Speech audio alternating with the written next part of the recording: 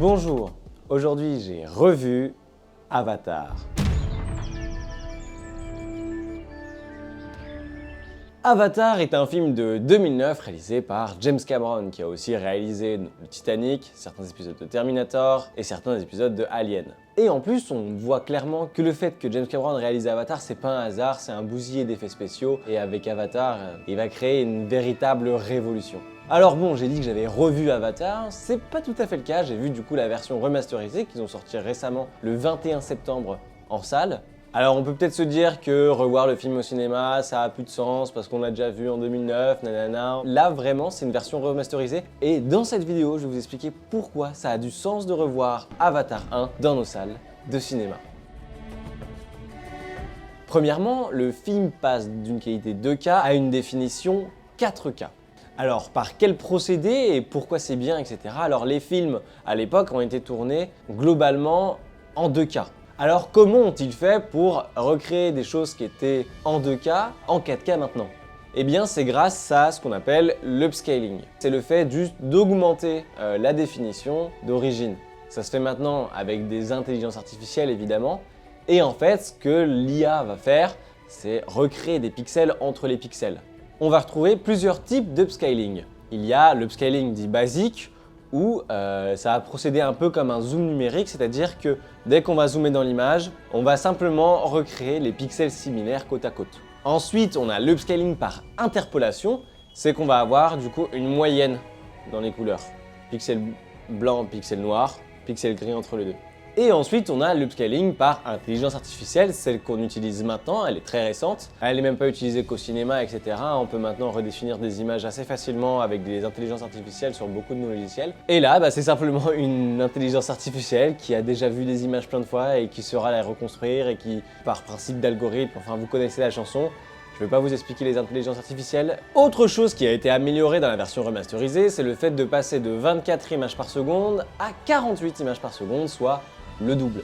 Tout ça, c'est ce qu'on appelle le HFR, soit Height Frame Rate. C'est juste d'augmenter le nombre d'images par seconde pour ajouter évidemment de la fluidité à ce qu'on va regarder. Maintenant, en quoi c'est utile dans Avatar? En réalité, regarder des images à 24 par seconde, ça suffit pour qu'on comprenne un film. On s'est jamais dit « Oh là là, c'est pas assez fluide au cinéma ou quoi ». Là où ça va être utile dans Avatar d'augmenter le nombre d'images par seconde, c'est avec les scènes qui bougent beaucoup. Quand on a beaucoup de mouvements, etc., le fait qu'il y ait un nombre faible d'images par seconde va pas créer forcément une saccade, mais va créer pour le coup peut-être une incompréhension. Avec plus d'images par seconde dans des scènes beaucoup plus mouvantes, va permettre à notre œil et va nous permettre à nous de mieux comprendre certaines scènes qui sont très en mouvement. Des scènes où on voit les navis par exemple marcher d'arbre en arbre ou des choses comme ça, ça va être beaucoup plus lisible à l'image.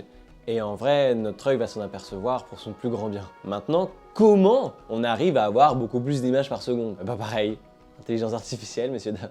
Il est possible de créer des interimages. L'intelligence artificielle va très grossièrement en fait faire une synthèse des deux images, etc. et va essayer d'en recréer une nouvelle à partir de là. Dans ce cas, on passe d'un plan à 24 images à 48. Et c'est beau, que demander de plus au cinéma? Enfin, des films ont 48 images par seconde, c'est beau! Le HDR, ça veut dire High Dynamic Range, pour justement une plus grosse dynamique dans l'image. Qu'est-ce que ça veut dire la dynamique? C'est, on va dire, la palette de couleurs que vous allez avoir dans votre image, toutes les nuances, etc. Ça va créer une image beaucoup plus contrastée, c'est la différence entre les basses lumières et les hautes, plus l'écart est étiré entre les basses et les hautes, plus du coup on va avoir une haute dynamique et plus on va avoir de couleurs dans l'image aussi. Donc, plus de contraste, plus de nuances de couleurs, voilà ce que nous propose la High Dynamic Range dans la version remasterisée d'Avatar. Le HDR va aussi permettre d'avoir une image un peu plus lumineuse qui va compenser le problème que vous pouvez avoir quand vous regardez des films en 3D, c'est-à-dire que les lunettes assombrissent un peu l'image. Dans ce cas-là, le HDR va équilibrer les choses et vous allez passer un super moment en 3D. D'ailleurs, la 3D, parlons-en. La 3D, c'est pas la même qu'en 2009. Après la sortie de Avatar en 2009, beaucoup de films se sont essayés à la 3D et c'était pas fou. Ça donnait des mal de crâne immenses, tu sortais de la salle de cinéma avec les yeux éclatés, avec juste une envie de dormir. Moi, pour le coup, j'ai vu le film dans les conditions idéales. Je l'ai vu en IMAX, du coup en 3D, Et pour le coup, la 3D, là, elle est extrêmement réussie. Je suis le premier à être perplexe face à la 3D, et là, honnêtement, je me suis laissé tenter à aller revoir Avatar. Je me suis dit qu'il fallait que j'aille le voir dans les meilleures conditions possibles, et bah putain, j'ai bien fait, hein. T'es beau, hein. Alors oui, je viens de vous dire que je suis allé le voir en IMAX. Qu'est-ce que c'est les salles IMAX et qu'est-ce qu'elles vont vous apporter d'autre comparé aux autres? Si vous allez déjà voir Avatar 1 remasterisé en salle, c'est déjà bien. Mais bon, si vous avez l'occasion de le voir en IMAX, bah allez-y. En bref, l'IMAX c'est un plus grand écran, un écran qui fait pas le même ratio que dans les autres salles de cinéma, donc aussi plus d'images, une meilleure définition, une technique de projection laser, de la belle 3D et aussi un son Dolby Atmos. En résumé, le Dolby Atmos, il y a aussi des salles qui sont équipées seulement de Dolby Atmos. C'est une technologie sonore et en gros c'est ce que j'appelle le son en 3D.